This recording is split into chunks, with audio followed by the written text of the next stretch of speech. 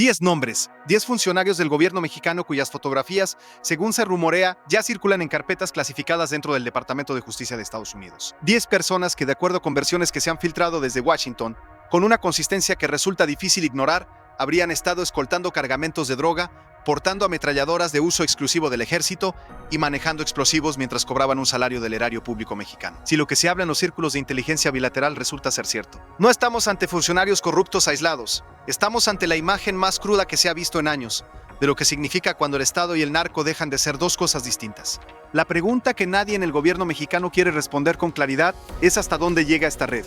Porque 10 nombres son 10 nombres visibles. Pero detrás de cada funcionario que escolta una camioneta cargada de fentanilo, hay una cadena de complicidades que no empieza ni termina en esa persona. Hay alguien que lo reclutó, hay alguien que le pagó, hay alguien que lo protegió cuando surgieron las sospechas. Y hay casi siempre alguien más arriba que supo y que miró para otro lado. Esa cadena es lo que Estados Unidos dice estar documentando. Y eso es exactamente lo que el gobierno de Sheinbaum no puede permitirse que salga a la luz de cualquier manera. Porque si las acusaciones que se filtran desde Washington son la punta del iceberg, lo que está debajo podría redefinir el debate sobre narcopolítica en México de una manera que ninguna administración ha tenido que enfrentar en estos términos. Quédate hasta el final porque en los próximos minutos vamos a abrir cada ángulo de esta historia. ¿Quiénes son estos funcionarios? ¿En qué niveles del gobierno habrían operado? ¿Qué tipo de evidencia se dice que maneja Estados Unidos? ¿Y qué implica todo esto para la relación bilateral en el momento más tenso que ha vivido en décadas? Esta historia no se va a contar sola. Y alguien tiene que contarla. Para entender el peso de lo que se está moviendo, hay que empezar por el contexto en el que llegan estas acusaciones, porque la narrativa de la narcopolítica en México no es nueva, pero la forma en que está siendo documentada y presionada desde Washington en este momento específico sí tiene características que no habíamos visto antes. Estados Unidos lleva años acumulando inteligencia sobre la penetración del crimen organizado en estructuras del Estado mexicano.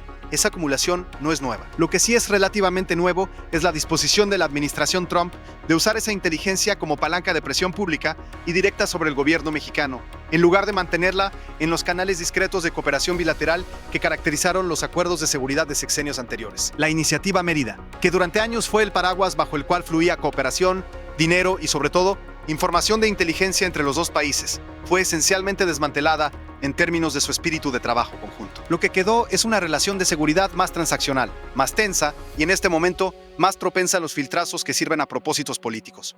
En ese contexto, las filtraciones sobre los 10 funcionarios mexicanos acusados no pueden leerse solo como información que sale porque sí. Tienen un destinatario político claro, están diseñadas para presionar, para generar una narrativa en la opinión pública estadounidense que justifique mayores exigencias sobre México en materia de seguridad, y para poner al gobierno de Sheinbaum en una posición defensiva desde la cual negociar es más difícil. Eso no significa que las acusaciones sean falsas, significa que hay que leerlas con conciencia del contexto en que salen, de quién las filtra, a qué medio llegan primero y qué tipo de decisiones políticas se están procesando en Washington. Al mismo tiempo, la inteligencia y la política exterior rara vez van por caminos separados.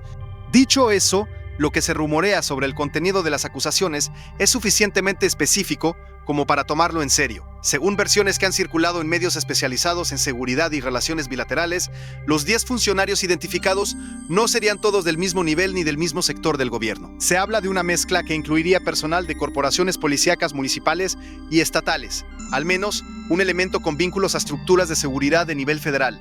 Y lo que resulta más perturbador, si se confirma, personas con acceso a información de inteligencia que habrían estado filtrando datos operativos a organizaciones criminales. Ese último punto, el de la filtración de inteligencia, es el que más alarma genera entre los analistas que siguen de cerca la cooperación de seguridad entre los dos países. Porque si los cárteles tienen informantes dentro de estructuras que reciben información de agencias estadounidenses, eso significa que parte de la inteligencia que Estados Unidos comparte con México termina llegando a las organizaciones contra las que supuestamente esa inteligencia debería usarse. Ese escenario, que ya fue señalado en distintos momentos de la historia bilateral como una razón de la reticencia de la DEA y el FBI para compartir cierto tipo de información con sus contrapartes mexicanas, adquiere una dimensión nueva si hay nombres y cargos concretos detrás de él. Se habla de que entre los 10 funcionarios acusados hay elementos que habrían participado directamente en operaciones de escolta de cargamentos. Esto no es solo corrupción pasiva, es decir, recibir dinero para mirar para otro lado, es participación activa en el movimiento de droga, con vehículos oficiales, con uniformes, con armamento institucional. Eso tiene un nombre que el derecho penal conoce bien: coautoría. Y en el contexto de las leyes federales estadounidenses sobre narcotráfico, esa coautoría puede generar cargos que implican décadas de prisión si alguno de estos funcionarios llegara a ser extraditado o capturado en territorio donde la jurisdicción americana aplica. Las ametralladoras y los explosivos que se mencionan en las filtraciones agregan otra capa al perfil de los acusados. El uso de armas de uso exclusivo de las Fuerzas Armadas por parte de funcionarios civiles es en sí mismo un delito grave en México, independientemente de cualquier vinculación con el narcotráfico. Que esas armas estuvieran presuntamente en manos de personas que al mismo tiempo escoltaban drogas sugiere un nivel de integración entre la función pública y la organización criminal, que va más allá del funcionario que recibe un sobre mensual. Sugiere personas que operaban simultáneamente como agentes del Estado y como operadores del crimen organizado, usando los recursos de uno para servir los intereses del otro. ¿A qué organización criminal habrían estado vinculados estos funcionarios? Esa es una pregunta que las filtraciones no han respondido con claridad pública. Y esa omisión es significativa, porque la respuesta a esa pregunta determina el alcance geográfico de la red, el nivel de amenaza que representa para la seguridad de ambos países y la sensibilidad política de las acusaciones para el gobierno mexicano. Se especula, aunque sin confirmación oficial de ninguno de los dos lados, que al menos parte de los acusados habrían tenido vínculos con una de las organizaciones que actualmente compite por el control del tráfico de fentanilo hacia Estados Unidos. En el mapa actual del crimen organizado mexicano, hacia Estados Unidos, en el mapa actual del crimen organizado mexicano, ese mercado está en disputa entre el cartel de Sinaloa, fracturado después del arresto de Joaquín Guzmán López, y las tensiones internas que siguieron, y el cártel Jalisco Nueva Generación, que ha expandido su presencia territorial de una manera que las autoridades mexicanas han reconocido públicamente como un desafío mayor. Si los funcionarios acusados tienen lazos con alguna de esas dos organizaciones, el peso político de las acusaciones en México es diferente. Y si los lazos apuntan a estructuras regionales más pequeñas, el escándalo es grave pero acotable de una manera distinta. El gobierno de Sheinbaum se encontró ante esta filtración en una posición incómoda que ha manejado hasta ahora con los instrumentos habituales del discurso oficial. Pedir que las acusaciones se presenten por canales formales, insistir en la soberanía de México en materia de persecución de delitos en su territorio y comprometerse a investigar si hay elementos de verdad en lo que se reporta. Esa respuesta es la que cualquier gobierno daría ante acusaciones filtradas sin sustento jurídico formal, pero tiene un límite. Si en las próximas semanas el gobierno estadounidense formaliza los cargos, si se presentan requerimientos de extradición o si la información se hace pública a través de un proceso judicial, la postura defensiva deja de ser suficiente. Hay un escenario que varios analistas señalan como el más problemático para la relación bilateral, que Estados Unidos decida hacer pública la evidencia que dice tener en un momento políticamente calculado, ya sea antes de una ronda de negociaciones sobre el TEMEC, en el contexto de las discusiones sobre aranceles o en respuesta a alguna declaración del gobierno mexicano que Washington considere contraria a sus intereses. Ese uso de la inteligencia como herramienta de presión pública no es algo que los dos países hayan hecho habitualmente uno contra el otro. Pero en el clima actual, donde los límites de la relación bilateral se están redibujando con una velocidad que no tiene precedente reciente, ese escenario no es descartable.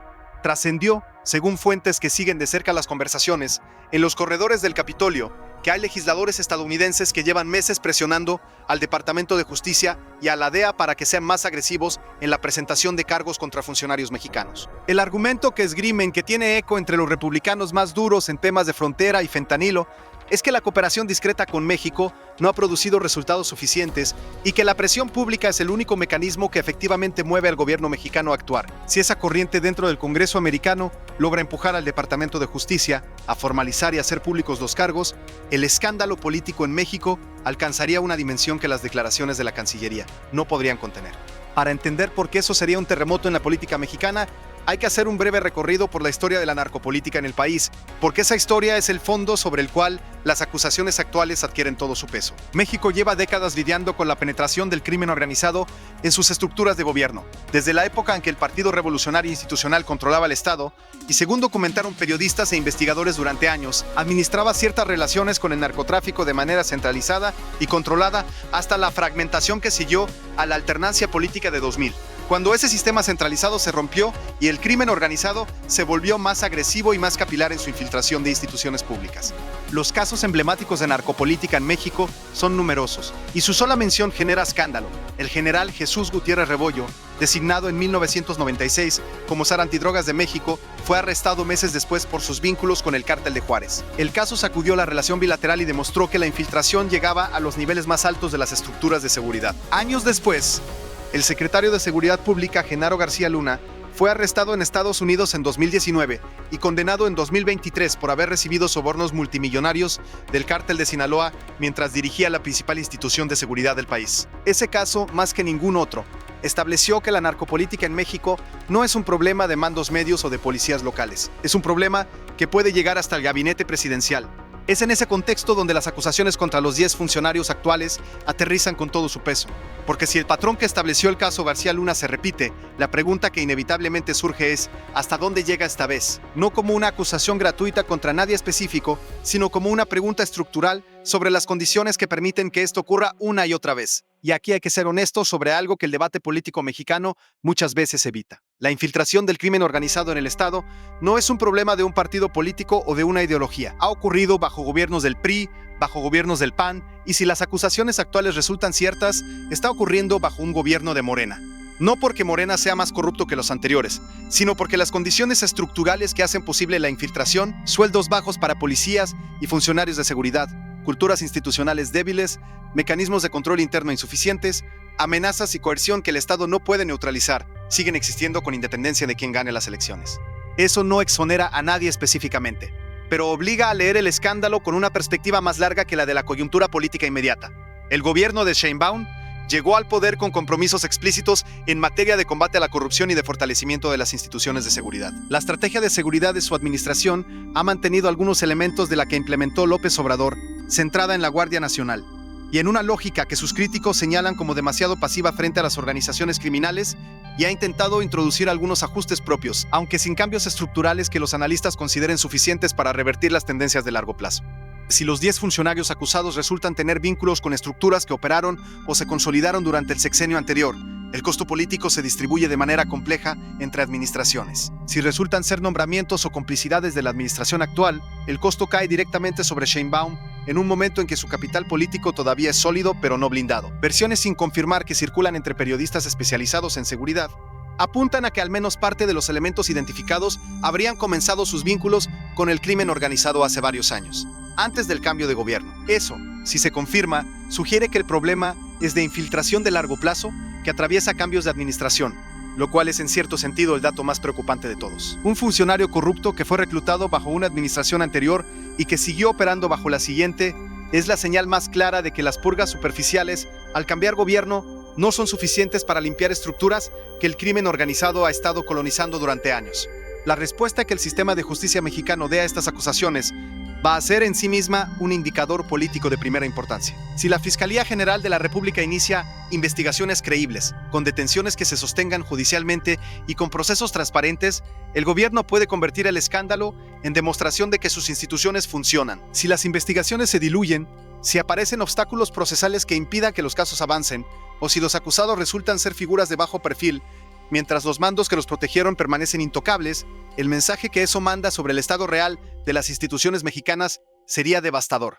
Estados Unidos va a estar mirando, no de manera discreta, de manera activa, con sus propios canales de seguimiento, con funcionarios del Departamento de Justicia que llevan años construyendo casos y que no van a estar dispuestos a ver esa inversión de tiempo y recursos desaparecer en el pantano de la impunidad, que históricamente ha caracterizado los procesos judiciales relacionados con la narcopolítica en México. Hay un mecanismo específico que Washington podría usar si considera que México no está actuando con suficiente diligencia: las listas de certificación, el proceso mediante el cual el gobierno estadounidense evalúa anualmente la cooperación de otros países en materia antidrogas, y que puede resultar en desertificaciones que tienen consecuencias en términos de ayuda, financiamiento y relaciones diplomáticas. México fue desertificado en los años 90 en un episodio que generó una crisis diplomática considerable.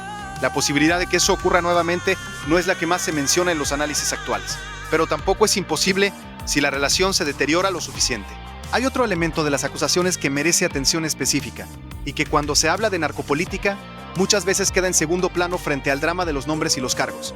El papel de las armas, las ametralladoras y los explosivos que se mencionan en relación con estos funcionarios no aparecieron de la nada, tienen un origen. Y el origen de las armas, en el contexto del crimen organizado mexicano, es un tema que está en el corazón de una disputa jurídica y política que México y Estados Unidos llevan años procesando.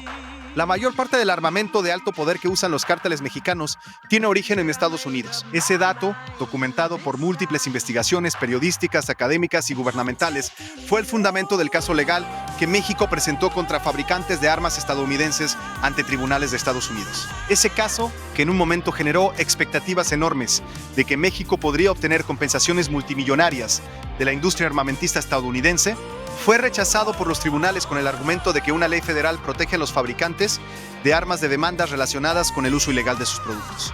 Cuando las filtraciones sobre los 10 funcionarios mexicanos mencionan ametralladoras, hay una pregunta que no se hace con suficiente frecuencia. ¿De dónde vinieron esas armas? Si son armas de uso militar del ejército mexicano, entonces hay una cadena de custodia institucional que fue rota en algún punto. Si son armas que ingresaron desde Estados Unidos, entonces el tráfico de armas en dirección sur vuelve a quedar sobre la mesa como un problema bilateral que afecta a la seguridad de ambos países. Esa dimensión del problema raramente aparece en los discursos de Washington cuando se habla de narcopolítica en México. La narrativa dominante en el debate político estadounidense pone el problema del lado mexicano: funcionarios corruptos, instituciones débiles, cárteles que operan con impunidad. Lo que se menciona con menos frecuencia, aunque los datos sean igualmente contundentes, es que parte de las condiciones que hacen posible ese escenario tienen origen en el territorio de Estados Unidos: el mercado de consumo, que sostiene la demanda de drogas, el flujo de dólares en efectivo que va hacia el sur como pago por esas drogas, y el tráfico de armas que va también hacia el sur y que equipa a las organizaciones criminales con el poder de fuego que usan para coaccionar a funcionarios, para matar a quienes se niegan a cooperar y para desafiar al Estado mexicano con una capacidad bélica que en algunos territorios supera la de las fuerzas de seguridad. Señalar eso no es exculpar a nadie en el lado mexicano, es insistir en que el análisis honesto de la narcopolítica tiene que ser bilateral o simplemente no es honesto. Regresando a los 10 funcionarios acusados y a lo que sabemos y lo que no sabemos sobre ellos, hay una dinámica que se repite en prácticamente todos los casos documentados de infiltración del crimen organizado en el Estado mexicano y que vale la pena señalar porque ayuda a entender cómo llegan a producirse situaciones como esta. El reclutamiento de funcionarios por parte de los cárteles rara vez comienza con una propuesta de convertirse en escolta de droga. Comienza con algo mucho más pequeño, una cantidad de dinero relativamente modesta a cambio de información que parece inofensiva. El nombre de un informante que alguien está buscando, el horario de un operativo que ya se conoce en la oficina, la matrícula de un vehículo que alguien quiere saber si está siendo monitoreado. Esos primeros pasos son difíciles de detectar y son suficientemente ambiguos como para que el funcionario pueda convencerse de que no está haciendo nada grave. Una vez que esos pasos están dados, la organización criminal tiene poder sobre el funcionario. Tiene evidencia de su primera colaboración y puede usarla para exigir más. El proceso de compromiso progresivo que los estudios sobre corrupción llaman cooptación gradual funciona exactamente así. Cada paso que se da hace más difícil retroceder hasta que la persona está tan comprometida que la única opción que siente tener es seguir adelante. En ese proceso, el factor de la coerción también juega un papel. No todos los funcionarios que colaboran con el crimen organizado lo hacen voluntariamente desde el principio. Algunos son presionados con amenazas a sus familias, con evidencia comprometedora que el cartel tiene de actividades pasadas, con la perspectiva de lo que les ocurrirá si se niegan a cooperar. Eso no los convierte en víctimas absueltas de toda responsabilidad, pero sí complica la narrativa simple de que los funcionarios corruptos son simplemente personas sin escrúpulos que eligieron el dinero fácil. La realidad de la narcopolítica en México tiene esa textura, compleja, estructural, atravesada por coerción, por incentivos económicos que el Estado no puede igualar, por culturas institucionales que no tienen mecanismos efectivos de protección para quien denuncia y por una lógica del poder criminal que es extraordinariamente sofisticada en identificar vulnerabilidades humanas e institucionales. Ahora bien, la sofisticación del problema no puede convertirse en una excusa para la inacción. El gobierno de Sheinbaum tiene ante sí una oportunidad y una obligación. La oportunidad es demostrar que sus instituciones pueden responder a estas acusaciones de una manera que restaure confianza, que produzca resultados judiciales creíbles y que genere información que sirva para desmantelar las estructuras de infiltración, no solo para juzgar a los individuos identificados. La obligación es hacer exactamente eso, aunque sea incómodo, aunque los hilos que se jalen lleven a lugares que ningún gobierno quiere llegar. Porque si hay algo que la historia de la narcopolítica en México enseña, es que los escándalos que no se procesan con honestidad no desaparecen, se acumulan. Y cada acumulación vuelve más difícil la siguiente crisis, porque la credibilidad institucional que se necesita para manejarla está más erosionada. La sociedad mexicana lleva años procesando el peso de saber que el Estado que debería protegerla está en algunos de sus sectores colonizado por quienes la amenazan. Ese peso tiene consecuencias psicológicas y políticas que son difíciles de cuantificar, pero que son perfectamente reales. Genera desconfianza generalizada. Genera cinismo sobre la posibilidad de que las instituciones cambien. Genera la sensación de que el crimen tiene más poder que el Estado en ciertos territorios y que vivir en esos territorios implica negociar con esa realidad de manera cotidiana. Esa sensación no se revierten con un solo escándalo procesado honestamente, pero tampoco hay otra manera de empezar a revertirlas que no sea exactamente esa, procesando cada caso con toda la rigurosidad que el sistema de justicia permite, mostrando que nadie está por encima de la ley y construyendo de manera sistemática las condiciones institucionales que hacen más difícil que la infiltración ocurra en el futuro. Los 10 funcionarios acusados son, si las versiones resultan ciertas, una señal de algo más grande. No porque 10 personas sean una cantidad que en sí misma indique un sistema totalmente corrompido, sino porque cada caso documentado de narcopolítica representa la punta visible de una estructura que generalmente tiene raíces más profundas y ramificaciones más amplias de lo que las acusaciones iniciales sugieren. ¿Quién los protegió? ¿Quién los reclutó? ¿Quién sabía y no actuó? ¿Quién actuó y fue neutralizado antes de poder hacer algo? Esas preguntas son las que determinan si estamos ante un problema acotado o ante una infiltración sistémica. Y esas son las preguntas que las investigaciones que vienen tendrán que responder con evidencia, no con declaraciones. Mientras eso ocurre, o mientras no ocurre, la relación bilateral entre México y Estados Unidos sigue bajo una tensión que estas acusaciones agravan. Washington tiene ahora un argumento adicional para exigir más de México en materia de seguridad. México tiene que navegar entre defender su soberanía y su capacidad de investigar sus propios casos, y demostrar que esa capacidad es real y produce resultados. Ese equilibrio nunca fue fácil. En este momento es más difícil que nunca. Y lo que ocurra en las próximas semanas con estos 10 casos, si se formalizan los cargos, si se producen detenciones, si las investigaciones avanzan o se diluyen, va a ser uno de los indicadores más claros del estado real de la relación entre los dos países y del estado real de las instituciones mexicanas. Hay ciudadanos en México que llevan años preguntándose si sus gobernantes los protegen o si en algunos casos están al servicio de quienes los amenazan. Esa pregunta merece una respuesta, y esa respuesta solo puede venir de instituciones que funcionen, de procesos judiciales que se sostengan y de un Estado que esté dispuesto a mirar hacia adentro con la misma ferocidad con la que dice mirar hacia los criminales. Eso es lo que está en juego, no solo el escándalo político de turno, sino la pregunta más básica que una sociedad puede hacerle a su gobierno: ¿de qué lado estás? Si este tipo de análisis, el que no se queda en la superficie del escándalo, sino que busca entender lo que hay debajo, es el que crees que hace falta en el debate público mexicano, suscríbete, porque aquí es donde eso ocurre semana a semana. Deja en los comentarios qué piensas. ¿Puede el gobierno de Sheinbaum responder a estas acusaciones de una manera que restaure confianza? ¿O la narcopolítica en México tiene raíces demasiado profundas para que una administración las arranque sola? Quiero leer tu perspectiva. Y si conoces a alguien que sigue de cerca el tema de seguridad y política en México, comparte este video, porque esta conversación necesita más voces informadas y más ciudadanos dispuestos a hacerse las preguntas difíciles.